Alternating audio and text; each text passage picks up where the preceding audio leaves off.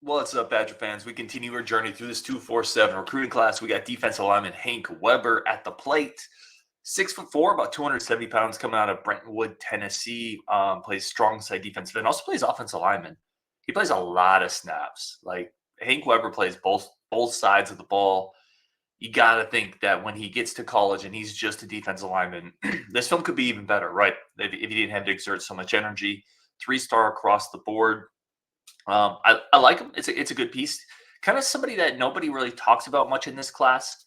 But one of the things that we talk about a lot with Brian Smith is on the defense line, you just need numbers too. You need talent and you need numbers. You need waves of people, right? Hank Weber can fit into that waves of people, right? He gives you a big body who can play the run, really good awareness. You're going to see it on film, the ability to really diagnose, understanding where the running back's coming from, some blocking stuff, gets his head up. There's a couple plays where he makes really nice plays just through awareness. Great motor, pretty long arms for a 6'4", 6'5" guy. He really gets into passing lane. Several plays, he's knocking down passes from the quarterback to the line of scrimmage. There's underrated burst here, but it doesn't show up every play, in my opinion. But still, like, you just need defensive linemen, man. I wish they would have taken more of this class. Hank Weber to me looks like a guy who's going to be pretty stout against the run. Be maybe that prototypical Matt Henningsen type Wisconsin Badger. Maybe that's the ceiling of him, but that's an NFL guy if he hits that ceiling. I think he's got a good motor, good functional strength, good size already, long arms, and then he's just another defense lineman to add to the fray. So let's talk about the three things we like about Hank Weber. The first one I already hit on, the size and the arms. He feels like a guy's a pretty safe bet to at least become a strong side defensive end that can set the edge, that can hold tackles, that can play tough against the run. And you need that. You need those players, right? Because you're playing in the Big Ten and you're still playing against teams that really want to run the ball. The Ohio States, Michigans, Iowas, Nebraskas, Minnesotas, all these schools want to run the ball and establish a line of scrimmage. You need some guys who can stalemate that. I think Hank Weber potentially has a lot of that. I like the fact that this is the second thing. I like the frame. It's a bigger frame. It's not a 6'6", 6'5" guy, but he's not a 6'2" guy. He's a big frame kid, long arms. He can disrupt passing angles. He can disrupt if he doesn't get there. Again, there's several clips on film. We're going to put the film on here in a second. There's several clips where he's disrupting the ball, causing interceptions, causing turnovers, batting down passes. That's partially with frame, and that's partially with motor, and that's partially with the awareness we talked about. Like, he understands what he's supposed to do. Like, there's an intelligence to his game, and you need that at all spots on football, right? Defensive lineman, if you can't get there, get the hands up, bat down a pass. Like, so I like that aspect of it. And then the third thing, man, he's a defensive lineman.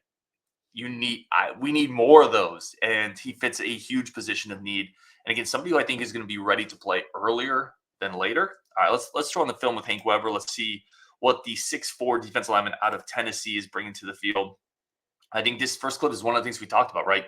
Gets the hand up. This actually gets the hand up, picks off the pass, and then pick sixes it. That is a hell of a play. By the way, I always low-key like looking at the sideline. If a player makes a big play and the sideline erupts, generally he's kind of a liked player. Just put that out there. So again, I think there's an ability here he's definitely a two-down ability and maybe kicking inside a little bit to rush the passer. Long arms, as I mentioned. He has some burst, which you see right there in that rush scheme top where he split the guard tackle gap. He has some of that. It just doesn't show up on every play. But some of that, again, might be he's playing both sides of the ball. He's playing offensive and defensive line. He's putting in a ton of reps. I think when he gets to college, he's going to have a redshirt year. He's going to get bigger, stronger.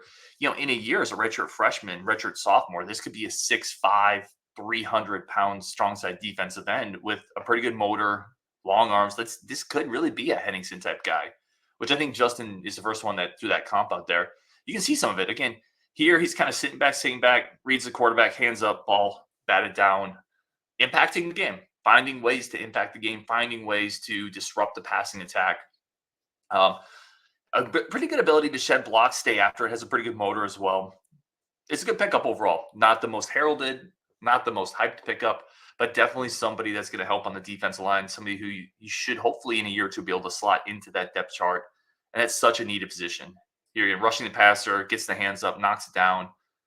Again, there's 3 or 4 clips of that already in this film of him just disrupting the passing attack by understanding how to play the game of football, by understanding how to play the defensive end spot. I like him. Good piece to the class. Another one here, breaking up the play, getting pressure, causing an incompletion down the field. We're going to pause it there, kick it over to Brian Smith, who's going to talk a little bit more about Hank Weber. Let's watch a couple more clips. Line it up here, gets inside. And that's a great example of what we talked about. So gets inside the offensive tackle and then has the awareness to sit down, find the ball carrier, not just rush upfield. A lot of defensive linemen are rushing past that play. They're overrunning it. The running back gets behind him and pops a big run in the gap that they exposed. He stays there. He understands what's happening, finds the ball carrier, comes down the line of scrimmage, takes him down. All right, let's get it over to Brian Smith. Let's talk more about Hank Weber. That's right.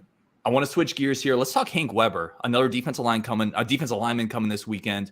Different than Uma, different than Nichols. Doesn't quite have that frame. He's a little smaller. I mean, thickly built, but not the big frame. I think he's going to be a defensive end, strong side defensive end.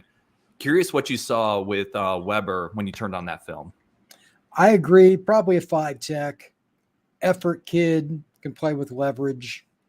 I don't think his upside is like on Uma's level, but that, Uma could be the number 8 pick in the draft and it wouldn't shock me. He's just got extremely excellent technique to work on. I would say Weber is more of a traditional Wisconsin recruit. Mm-hmm. This is a kid they've always taken, and they're like, it's just a guy. And then 3 years later, he's second team all Big Ten. Why? Because Wisconsin can coach. That's not going to change under Luke Fickell's staff, especially on defense. I would say that there's a really good chance this is a kid that will fit in. His college list, he's got Vanderbilt on it and North Carolina, 2 really good schools. So it falls in line with Wisconsin. He's also at Brentwood Academy, which is a tremendous academic institution down in the Nashville area. This is about as fit as it gets with Wisconsin. I wouldn't be shocked if they got him to commit at some point because it's the happy medium for him. Big Ten football, great school. This is what Wisconsin's made a living off of. Yeah, I agree with a lot of what you said there. Kind of a traditional Wisconsin type defensive lineman. I think you can definitely see why he's a star or a tier below the other two in a recruiting pedigree standpoint, because he doesn't have the frame to have that giant upside. He doesn't have an explosive twitch, but I actually think he's pretty quick off the line for his size. Like, I think he can be a little bit more than a plugger. So I'm excited about Weber, but I agree with you. I don't think he carries the upside that the other 2 prospects have. That's pretty much where I fall in line. Good players like this, though, you got to take them. Mm-hmm. Especially on the defensive line. You just talked about it. You need a gazillion of them. And oh, yeah, you do. This is a guy you can plug and play. I think in a year or 2, I think he would be a pretty steady contributor.